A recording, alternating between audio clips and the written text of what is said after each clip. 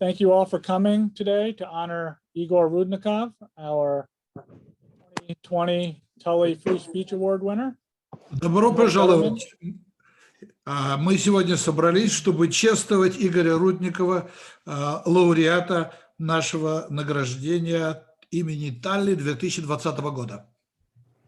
My name is Roy Gutterman. I'm a professor here at the Newhouse School and director of the Меня зовут Free Speech. Рой Гаттерман, я профессор здесь в школе имени Ньюхауса и директор Центра имени Талли за свободное слово.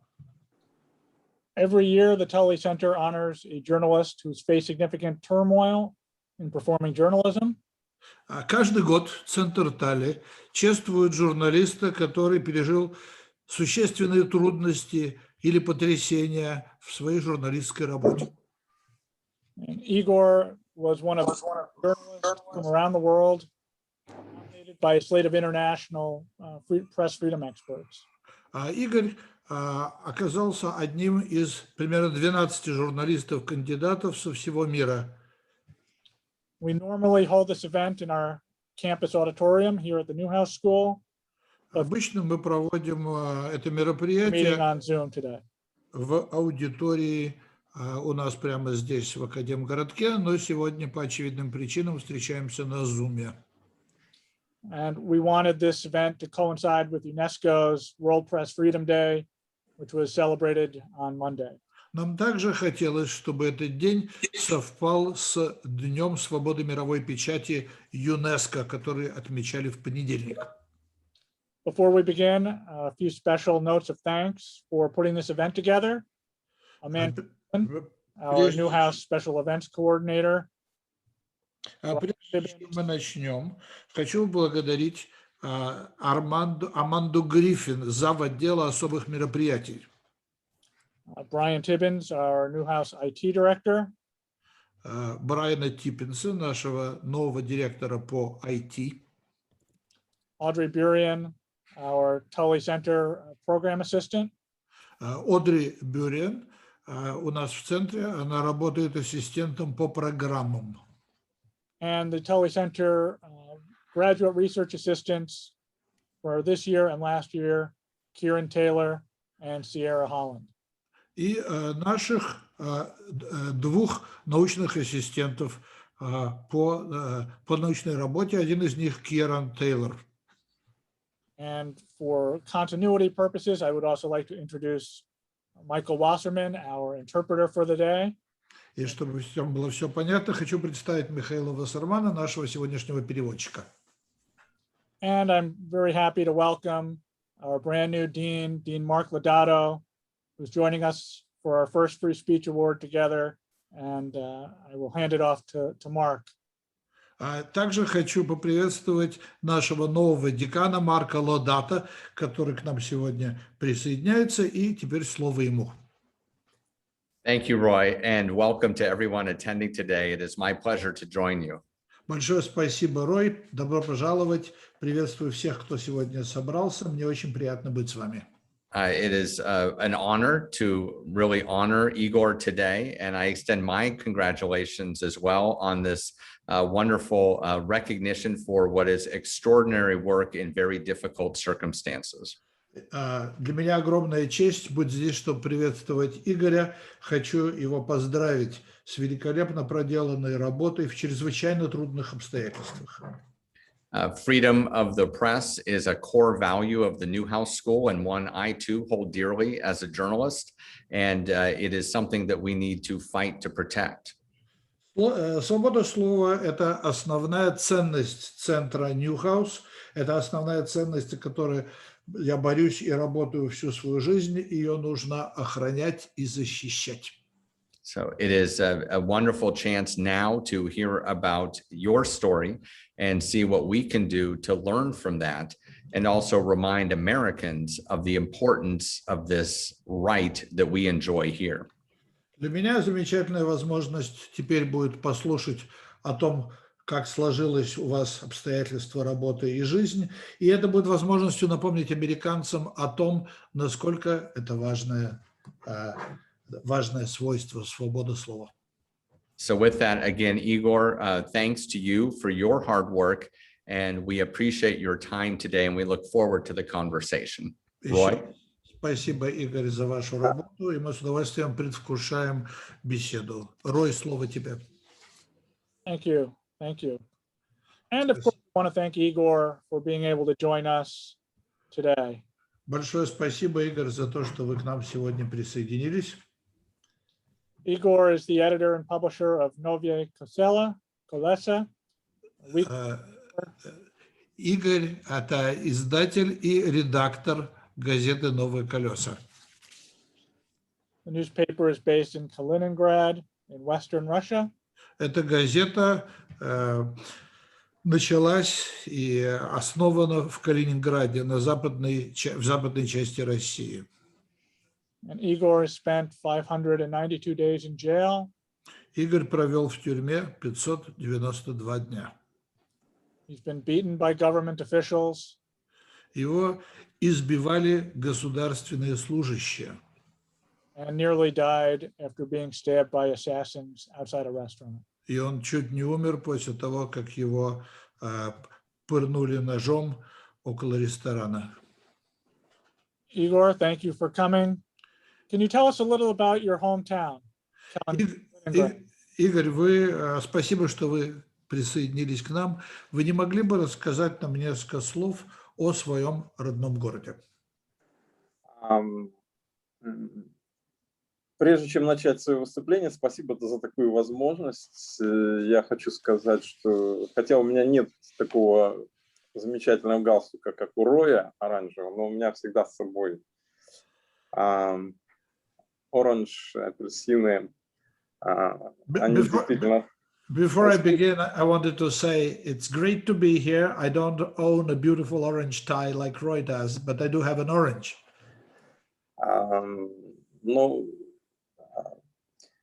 Уважаемые организаторы и участники церемонии, прежде всего церемонии Tally Award 2021,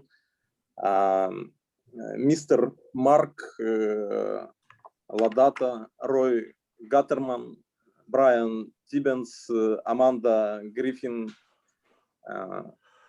Одри Бюриан. Здравствуйте. The organizers and participants of the Tally Awards 2021, Mr. Mark Laudato, Roy Gutterman, Brian Tibbins, Amanda Griffin, and Audrey Burian. Hi. Для меня большая честь быть лауреатом премии Tally Award. Я благодарю за оказанное доверие.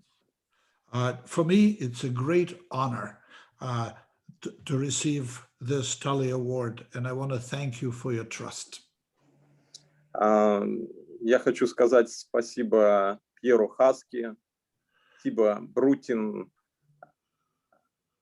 Кайл Фьон Галлахер, Рою Гаттерман, Эйлин Галлахер, Джоэл Каплан, Одри Буриан, Сьерри Холланд, Киран Тейлор, всем экспертам.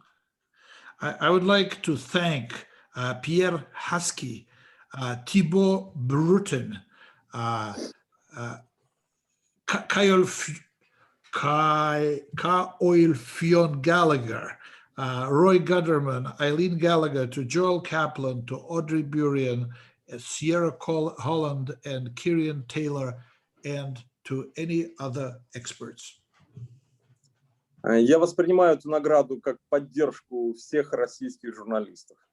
I understand this award as your support of all Russian journalists. Они работают в авторитарном государстве, где нарушается базовое право любого демократического общества, свобода получения и распространения информации. I understand this award as your support of all Russian journalists who work in an authoritarian state, where the basic right of any democratic society is violated, and that is the freedom of receiving and disseminating information. Что в итоге приводит к нарушению всех остальных прав человека. This eventually trickles down to violation of all the rest of human rights. К сожалению, сегодня в России преследуются независимые журналисты. Unfortunately, today in Russia, independent journalists are persecuted. Государство не позволяет им работать, подвергает их репрессиям, сажает в тюрьмы. The government does not let them work, levels repressions against them, and puts them in jail. Журналистов убивают. Journalists get killed. Власть боится правды, которую говорят журналисты, разоблачая коррупцию и произвол чиновников и силовиков, сотрудников правоохранительных органов. Our government is afraid of truth that is delivered by journalists who unmask corruption and arbitrary actions of bureaucrats and representatives of enforcement agencies. Власть объявила открытую войну даже интернету, как источнику объективной информации. Our government had declared an open war against the internet as a source of objective information. В России сажают в тюрьму за лайк, за репост. In Russia, you can go to jail for a like, for a repost. К сожалению, сегодня в России все меньше независимых СМИ, а государственные средства массовой информации превратились в инструменты пропаганды. Unfortunately, in Russia, there are fewer and fewer independent media outlets, while the government press and media have turned into tools of propaganda. За 20 лет демократическая Россия превратилась в авторитарное государство и стремительно превращается в огромную Северную Корею. Unfortunately, Russia has become an authoritarian state and is rapidly careening towards becoming an enormous North Korea. Остановить этот ужасный процесс может только гражданская война или слово, свободное слово. This terrifying process can be stopped only by a civil war or a word, the free word. Я против войны и верю в силу слова, в силу правды. I'm against war, and I believe in the power of the word and the power of the truth. Российские журналисты помогают людям отличить правду от лжи. Russian journalists help people distinguish truth from lies. Демократию от диктатуры, свет от тьмы. And to find the difference between democracy and dictatorship, between light and darkness. Я уверен, что без свободы слова у России нет будущего. I'm positive that without freedom of speech, Russia has no future. Поэтому для меня Tally Award for Free Speech – это поддержка свободы слова в России. That's why, for me, the Tally Award for Free Speech is support of freedom of speech in Russia. Я прошу прощения за столь длительное вступление, но мне было важно сказать эти слова. А теперь я могу ответить на непосредственно вопросы о Калининграде. I apologize for this too long of an introduction, but it was important for me to say these words. Now I'm ready to answer any questions. Калининград – это особый регион России. Он находится отдельно от основной территории России, Kaliningrad в центре Евросоюза.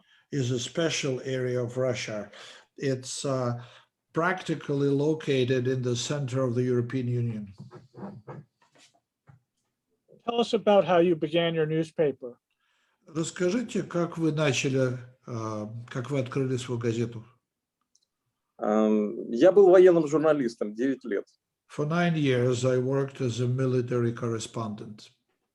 Когда мне запретили публиковать мои материалы, When I was forbidden to publish my materials, я уволился из государственной газеты и создал свою газету, частную, в которой нет цензуры.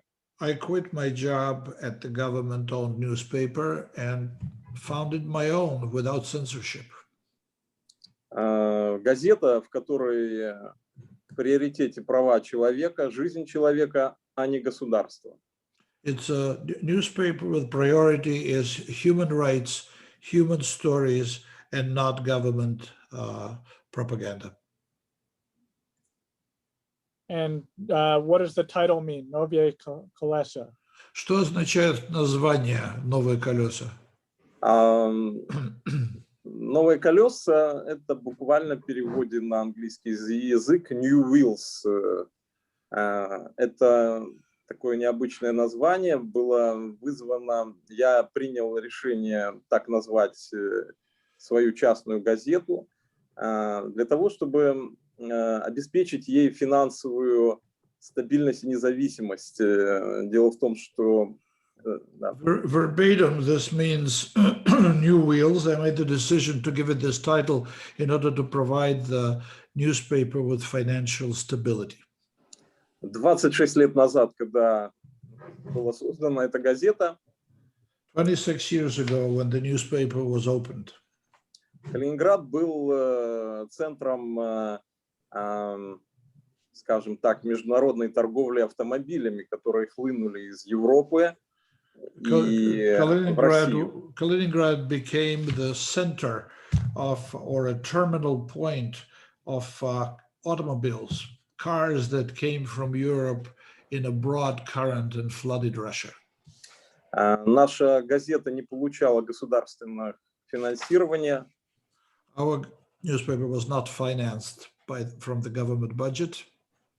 И чтобы сразу обратить на себя внимание читателей, получить средства от рекламы, а значит средства для работы нашей политической газеты, я назвал ее «Новые колеса». So to attract attention, to have revenue from advertising flow into our newspaper, so we'd have the budget to publish our uncensored news. That was what made me give it this name. Но наша газета всегда с первого дня была общественно-политической. However, from day one, it was a social and political newspaper. And how big is your staff? And it comes out on Thursdays? Сколько у вас сотрудников? И, насколько я понимаю, газета выходит по четвергам. Да, действительно, это еженедельник. У нас It's true, it's a weekly. 15 сотрудников. We have 15 people in our staff. В настоящий момент мы опять переживаем трудное время. We're living through a difficult time at the moment again. Очередное уголовное дело, очередные обыски. У нас опять вынесли все компьютеры. We're going through Полиция. one more criminal persecution, criminal case, new searches. All of our computers were confiscated again. И сейчас газета выходит в онлайн-режиме. Но мы каждый день делаем материалы по актуальным темам. At the moment, the newspaper is published only online, but it comes out every day. All the burning issues find their reflection. Are you the only independent media in Kaliningrad? В Калининграде вы единственный независимый орган медийного пространства?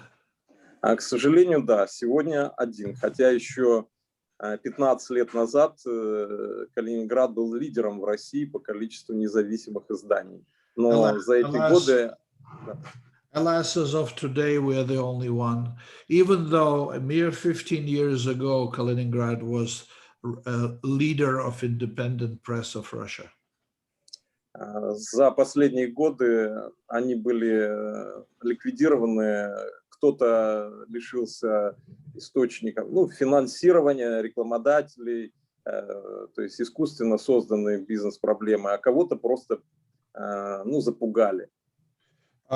The two basic reasons are some were liquidated by losing their advertisers and their source of revenue, and some others were simply scared and intimidated. Okay. When did you first encounter trouble when you started publishing? How soon after you started? Вот вы начали публиковаться. Через сколько времени после начала выхода в свет начались у вас проблемы? После первого выпуска газеты. After the first issue saw the light of day. Через 3 года я оказался в реанимации с пробитой головой, было покушение.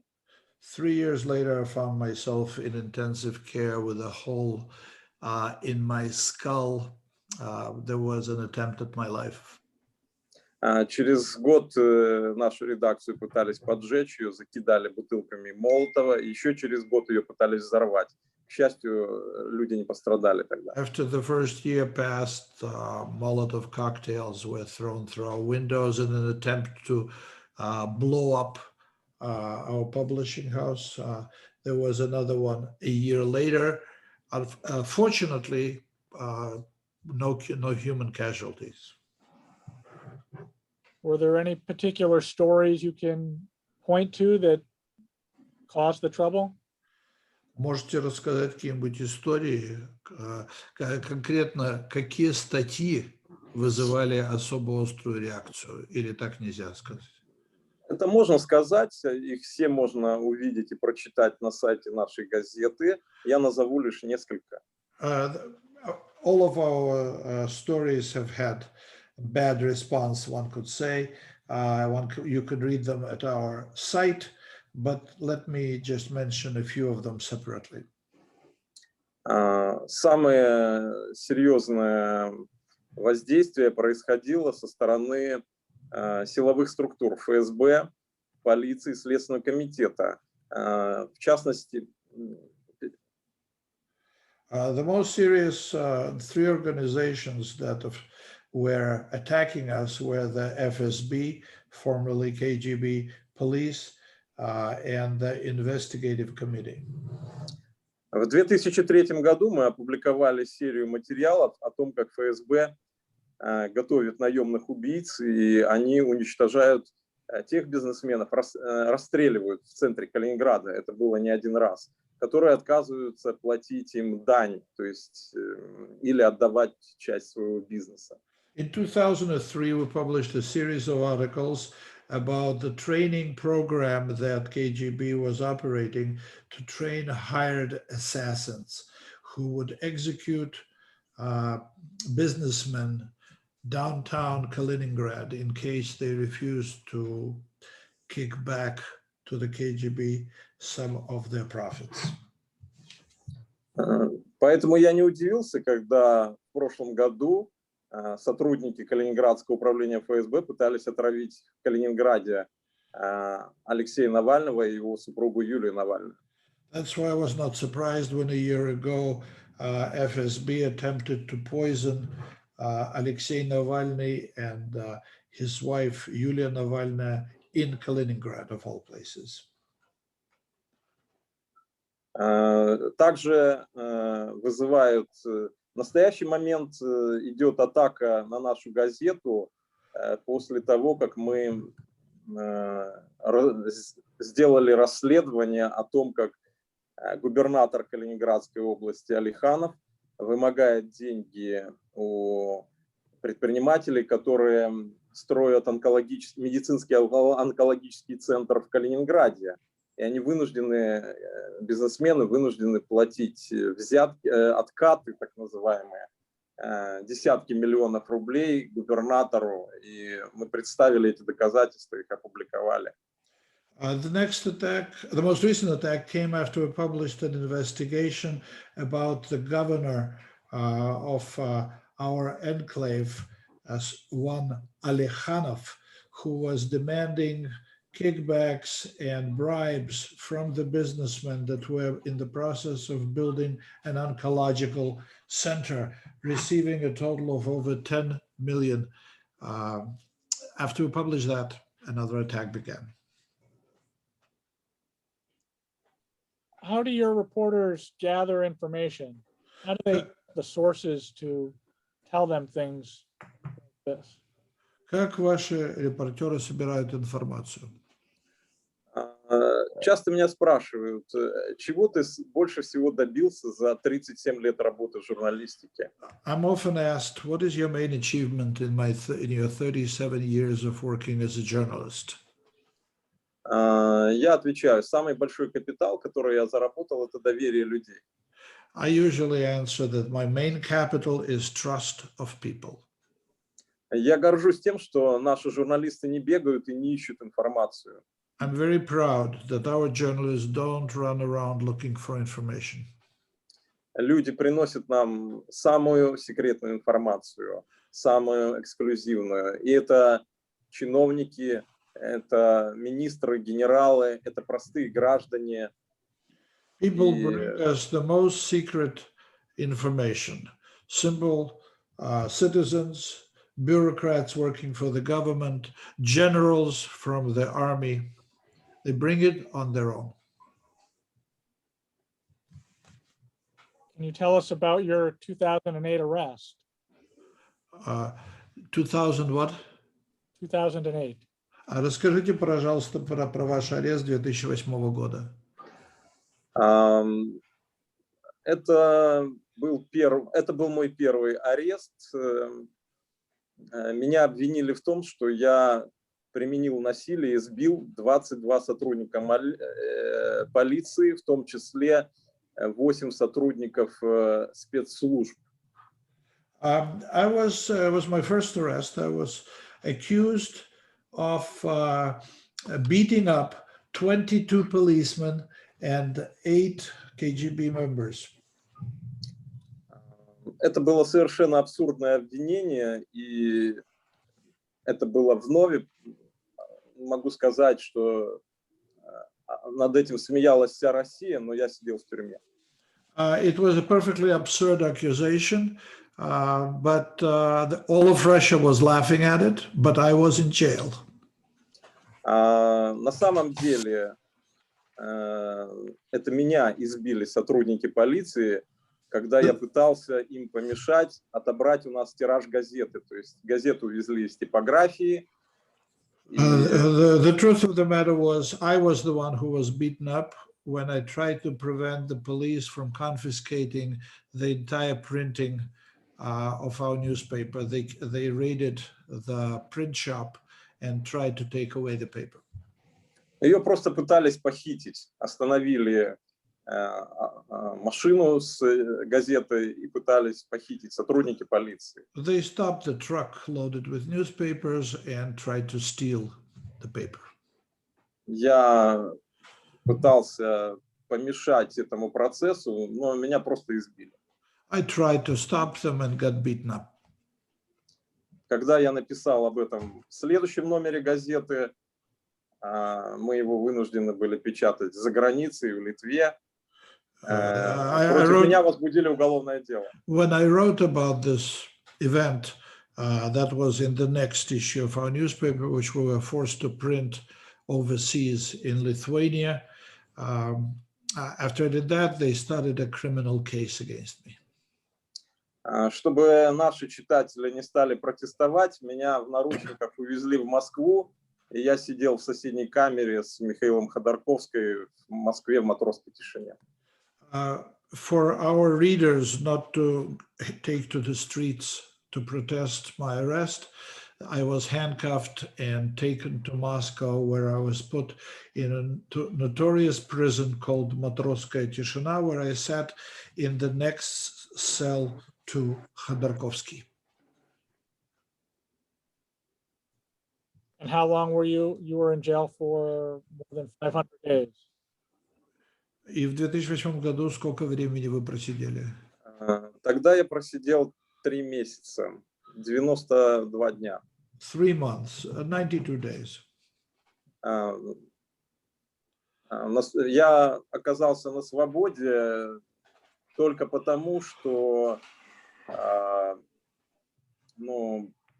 когда исследовались вещественные доказательства в суде, там оказалась видеозапись, которая показывала о том, что не я бил полицейских, а меня избивали. После этого меня выпустили. The only reason I was released is because they had an audio recording, video recording that showed that instead of me beating up 22 policemen, it was the opposite. They beat me up. And you have legal counsel who can help you in these situations? У вас есть юрист, который вам помогает в таких ситуациях? Безусловно, у нас мы бы дня не смогли прожить без штатного юриста, но кроме него Definitely, we couldn't survive one day without a staff lawyer. это тоже, кстати, очень смелые люди, смелый человек, потому что не каждый адвокат, не каждый юрист согласится защищать оппозиционных журналистов и газеты. He's also a very brave person because it takes courage. Not anyone would agree to defend journalists. Большую помощь, когда я оказался в тюрьме, мне большую помощь оказывали фонд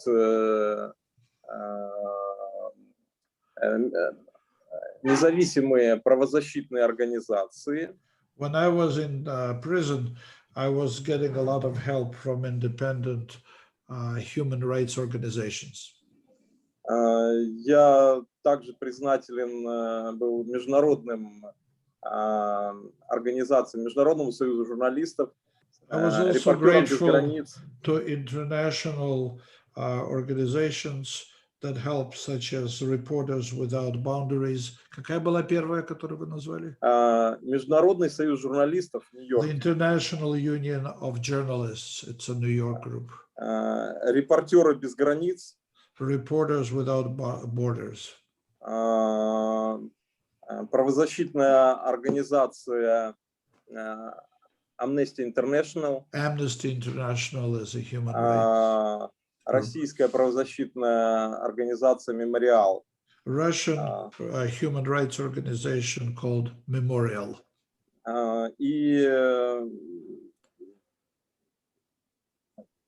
безусловно, это поддержка журналистов, которые работали во всех странах, в том числе американские журналисты. Их публикации в американских газетах, на телевидении оказали огромную поддержку для меня и моих коллег.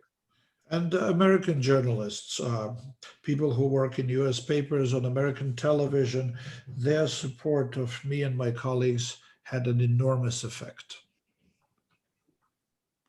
Can you tell us about the night of March 17th?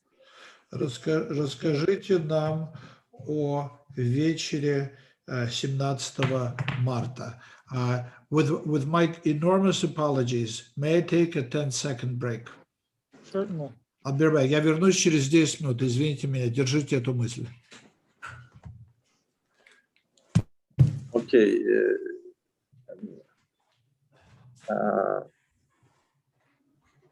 We're going to have some questions coming. We wait, translator. Our yes, we wait our translator. One second here.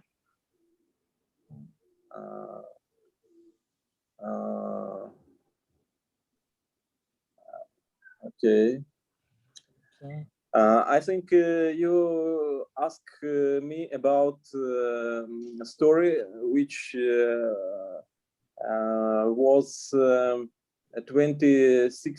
16 years, 70 March in Kaliningrad when two killers attacked me. Right? Correct? Yes. Yes. I try to tell you with my bad English, sorry. Я готов. Окей. Эта история началась несколько раньше. The story started a little bit earlier. Мы провели наша газета провела расследование. Our newspaper ran an investigation. И установила факты коррупции, когда чиновники незаконно передали права бизнесменам на застройку побережья Балтийского моря. We found a case of corruption when the bureaucrats have given businessmen rights to build on the very shore of the Baltic Sea. Я опубликовал в газете открытое письмо прокурору Калининградской области с требованием остановить незаконную стройку. I published an open letter addressed to the chief prosecutor of our republic, demanding that he stop this illegal construction project. После этого из Санкт-Петербурга прилетели два киллера, два бывших полицейских. After that, 2 killers flew in from St. Petersburg. They were former police people. И когда я приехал на обед в небольшое кафе в And центре Калининграда, when I came for lunch at a small coffee shop downtown Kaliningrad, оно находится в 2 шагах от правительства Калининградской области, буквально через дорогу. it's a few feet away from the government of the Kaliningrad County, literally across the street. Эти два киллера зашли в кафе, и на глазах у посетителей, там, женщины, дети, начали бить меня ножом. Они нанесли мне 5 ударов ножом. The killers entered the coffee shop, and right in front of all the people, there were women there, children. They started stabbing me. I received a total of 5 knife wounds. После этого они спокойно вышли из кафе, сели в машину и уехали. After which they calmly walked out of the coffee shop, got into their car and drove away. Я бы умер от потери крови, если бы мимо в этот момент не проезжала скорая помощь.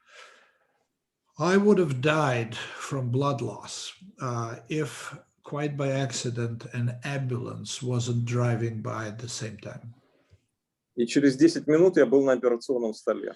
I was on the operating table 10 minutes later. Меня в очередной раз спасли врачи. I was once again saved by doctors.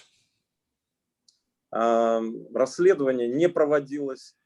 Киллеры спокойно уехали на следующий день из аэропорта в Санкт-Петербург, хотя весь центр города уставлен видеокамерами наблюдения. There was no investigation, and the 2 killers, perfectly undisturbed, left for St. Petersburg the next day, even though the entire downtown is literally swarming with observation cameras. Можно сказать, что нападение было на пороге правительства Калининградской области, прямо вот. One could say I was attacked on the threshold, right at the door of the government of our county. Примерно так убивали Немцова в 2015 году прямо перед Кремлем. This is sort of the way Nemtsov was killed, right in front of the Kremlin. И в моем случае тоже сказали, а видеокамеры в этот момент не работали. In my case, we also received a statement saying, as it happened, the video cameras were malfunctioning. Когда я вышел из больницы, я начал собственное расследование. When I left the hospital, I started my own investigation. И с помощью людей, которые работают в силовых структурах, в иных органах власти, они негласно помогли мне установить личности киллеров и тот, кто их нанял. With the help of informants working in enforcement agencies, I was able to ascertain the names of the killers as well as those who gave them the orders to kill me. Но главное, я узнал, кто блокировал расследование, ведь их было очень легко задержать, этих преступников. The main thing I found out, the most valuable piece of information, was who blocked the investigation, because these people would have been very easy to arrest. А руководитель Следственного комитета, генерал Леденев, который должен был поймать преступников, получил взятку от заказчика. General Ledenyov, whose job it was to to order the investigation, received the bribe from the person who ordered the killing. И быстро построил себе особняк трехэтажный в центре Калининграда. After that, bribe was big enough for him to build a 3-story separately standing building downtown Kaliningrad. Когда мы опубликовали результаты нашего расследования, назвали киллеров и назвали генерала Леденева как соучастника, как коррупционера, After we published the results of our investigation, naming the killers and naming General Ledenyov as a corrupt executive, в 2017 году, через 1,5 года после покушения на мое убийство, я оказался в тюрьме. in 2017, a year and a half after this attempted murder, I again found myself in prison. Мне было предъявлено ложное обвинение. I was handed a fake accusation, fake indictment. И как журналист вы меня поймете, так же, как и понял потом российский суд. You as a journalist will understand me, and just the way that the Russian court understood me later. Меня обвинили в том, что после того, как я опубликовал все материалы, всю информацию. I was accused of this. After publishing all of these materials, это было расценено как требование, как вымогательство денег у генерала Леденева, что является абсурдом. they interpreted this as an attempt to extort money from General Ledenyov. Можно было бы поверить в это обвинение, если бы эти материалы не были опубликованы. If these materials had not been published, there would be a modicum of veracity to these accusations. И судья спросила в суде, судья потом спросила генерала Леденева. The judge asked General Ledenyov in court, А за что платить деньги, если все уже опубликовано?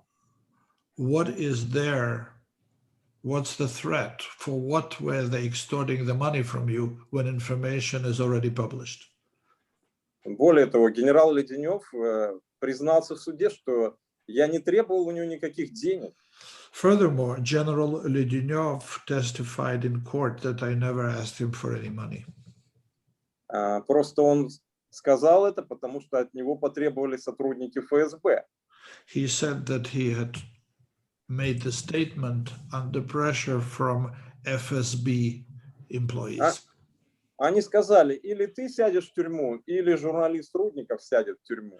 They will say, take your pick. Either you go to jail or journalist Rudnikov goes to jail. Which do you like better? Президент Путин уволил после этого генерала Леденева на основании недоверия к нему. Он уволил его со службы. After that, Putin fired General Ledenyov because he had lost trust.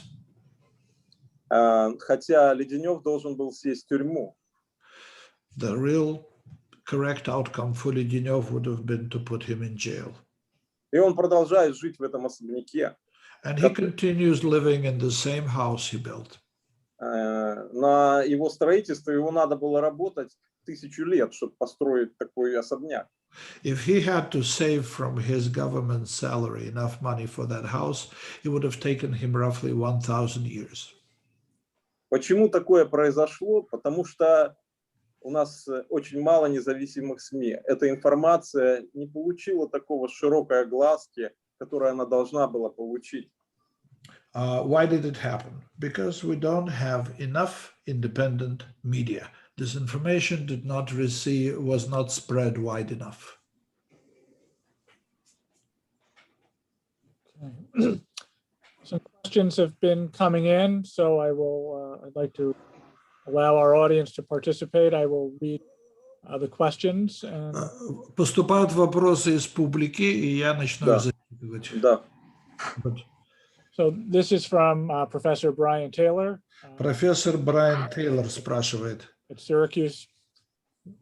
Would you say that the situation with respect to corruption between local officials and law enforcement in Kaliningrad is similar to other regions, or is there something distinct about Kaliningrad? Как, по вашему мнению, коррупция государственных служащих и силовиков в Калининградской области превышает среднюю по стране, или она по всей стране примерно такая же? Я думаю, что Калининградская область занимает третье место, наверное, все-таки четвертое место по коррупции, но она в передовиках. I would say that the Kaliningrad area is occupies the fourth place in the country, but it's definitely out there in the front lines. Первое место Москва. The first place for corruption is Moscow. Второй Санкт-Петербург. The second is St. Petersburg. Третий Кавказ. The third is in the Caucasus. И четвертый Калининград. And the fourth one, Kaliningrad. Через Калининград идут колоссальные контрабандные потоки наркотиков. Colossal counterfeit streams of drugs come through Kaliningrad. Кэш, черный кэш. Dark cash. Оружие. Weapons. И все это контролируют силовые структуры, прежде всего ФСБ. All of this is under the control of enforcement agencies, first FSB, first and foremost among them. И, к сожалению, остановить этот процесс может только независимая пресса, только гласность. Unfortunately, free press, openness is the only thing that can stop this process. Других вариантов нет. There is no other method. This question comes from one of my journalism professor colleagues here at school. Один из моих коллег из факультета журналистики задает такой вопрос. Professor Muno asks, Профессор Муно. in the US media, Putin is often portrayed as all-powerful, suggests a totalitarian state could fall when he eventually exits. Is this an accurate understanding, or do the authoritarian forces in Russia run deeper? У нас в американской прессе зачастую Путина изображают как всемогущего правителя тоталитарной страны, но если он уйдет, то проблемы кончатся. Так ли это, или же проблемы гораздо глубже? Безусловно, проблема гораздо глубже. There is no question about it that problems run much deeper. Путин всего лишь символ и часть этой системы. Putin is only a symbol and a part of this system. Люди, которые помнят СССР, знают, что тогда страной правило Политбюро. People who remember the USSR may remember that that country was run by the Politburo. Но это было политическое Политбюро. But that was political Politburo. Сейчас Россией правит криминальное Политбюро. At the moment, Russia is run by criminal Politburo. В которой входят представители ФСБ. In it, there are representatives of FSB, прокуратура prosecution, и коррумпированные олигархи. and corrupt oligarchs. Еще можно сказать, это силовые структуры в виде Росгвардии, Министерства обороны. Other enforcement agencies, such as the army, the so-called Russian guards, the Ministry of Defense. Русские люди говорят просто: Россией правят бандиты и силовики. Russians formulated succinctly. Russia is run by gangsters and law enforcement. По сути дела, Путин превратил государство в мафиозный клан. Basically, Putin has turned the entire country into a mafia clan.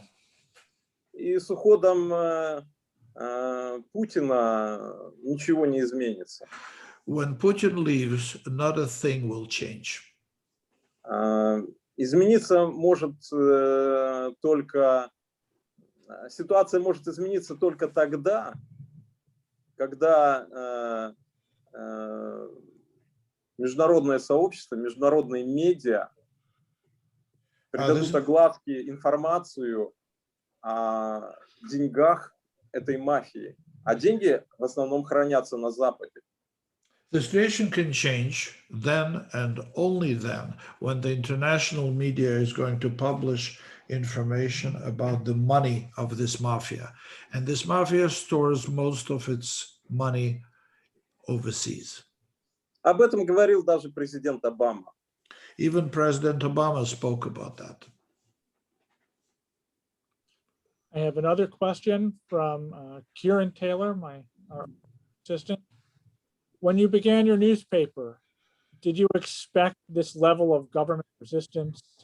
Когда вы Were you surprised by the response? Вопрос от моего ассистента Кирана Тейлора. Когда вы открывали газету, вы ожидали такого уровня сопротивления?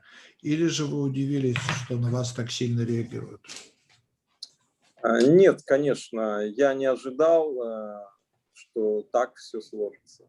No, of course, I could not possibly expect for things to turn out this way. Наша газета возникла, когда распался Советский Союз. Our newspaper started when the Soviet Union had fallen apart. Возникла молодая Россия, новое государство. Young Russia sprung up. It was a new country.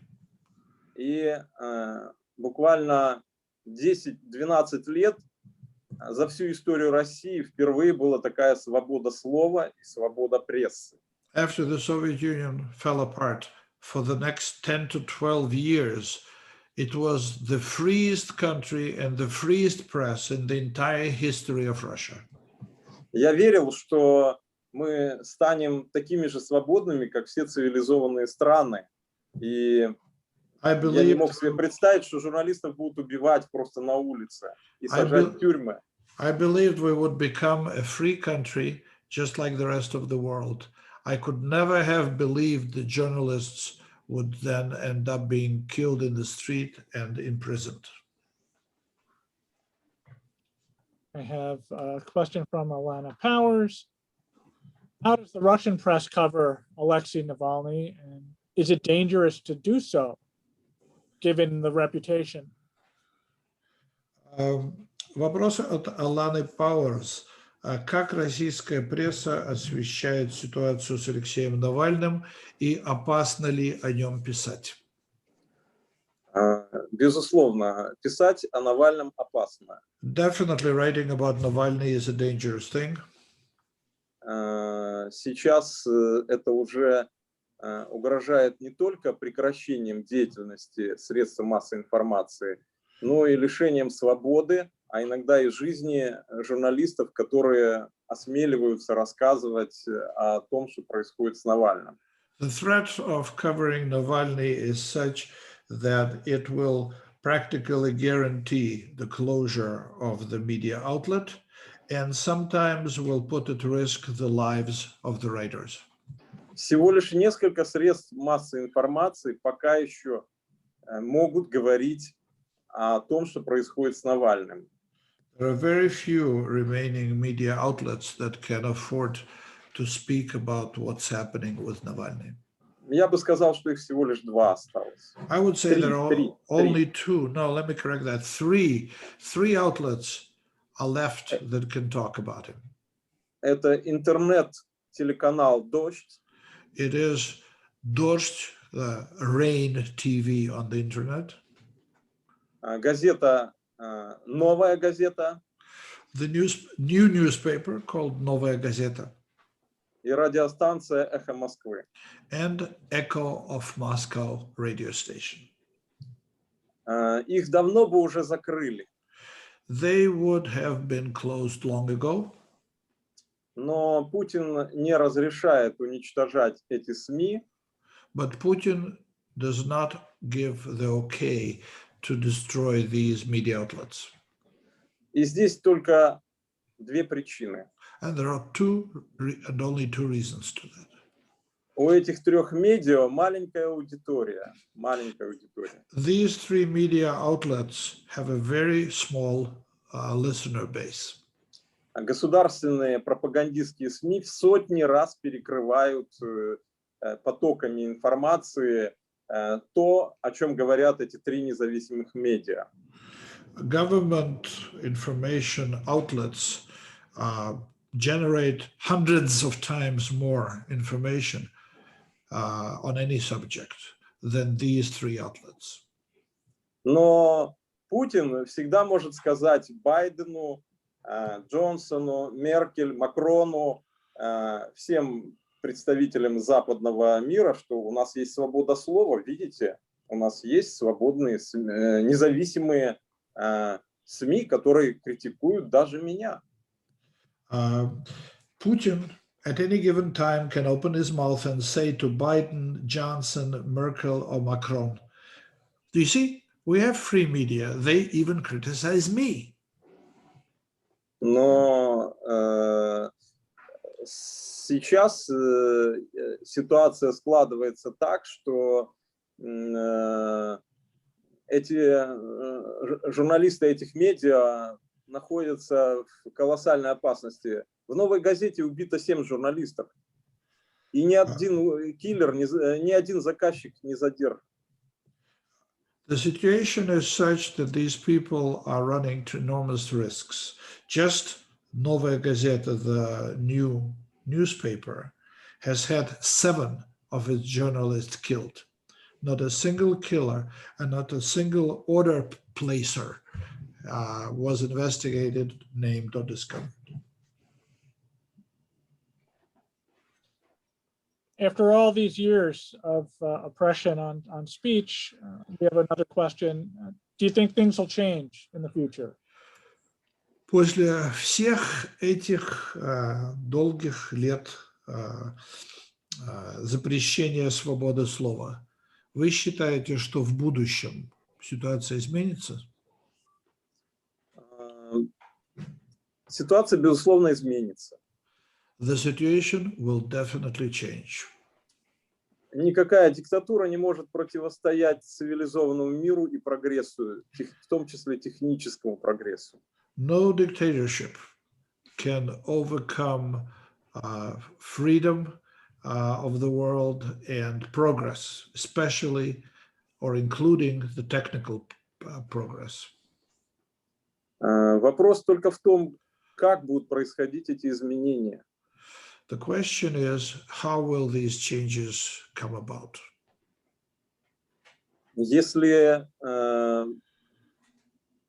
люди, которые выступают за свободу слова в России, за демократию, не получат международной поддержки, If people who are working for democracy and for freedom of speech in Russia will not receive international support,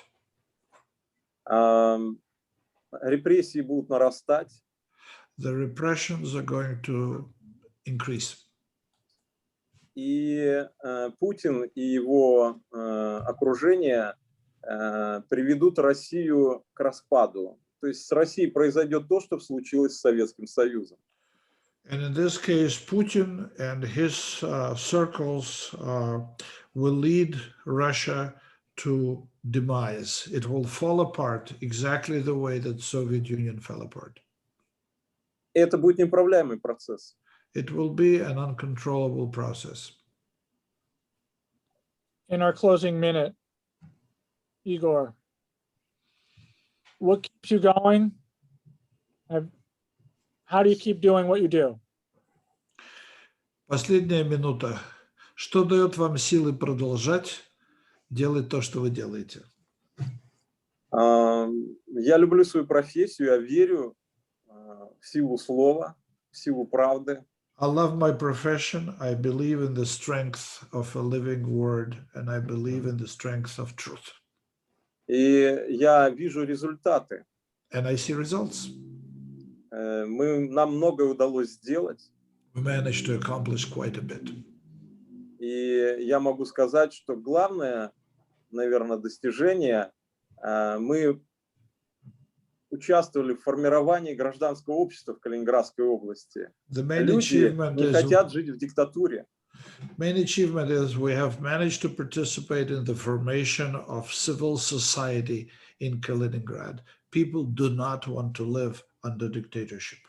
Они хотят жить так, как люди живут в свободном мире, как в Европе, как в Америке. They want to live the way people live in the free world, in Europe and in America. Thank you. Спасибо. If we were in person, we would stand up and applaud and thank you for your work and wish you well and safety. Thank everybody for coming today. Если бы мы были сейчас Kieran, лично, лицом к лицу, мы бы сейчас встали и поаплодировали. Спасибо вам. Спасибо вам. Thank you very much. I am very glad to see you. I'm very glad to listen you, and I hope some we can meet in again and say many important words to face. thank you very much. Thank you very much. People, everybody, thanks for coming. We could go on all day, but we have a hard stop at 1. And I appreciate everybody coming out here and everybody who helped put this together. And Dean Lodato for joining us this morning, this afternoon. So thank you all and be well. Большое спасибо всем. Спасибо декану Лодато и будьте здоровы. Thank you very much. Okay, Have a nice day. thank you. Bye.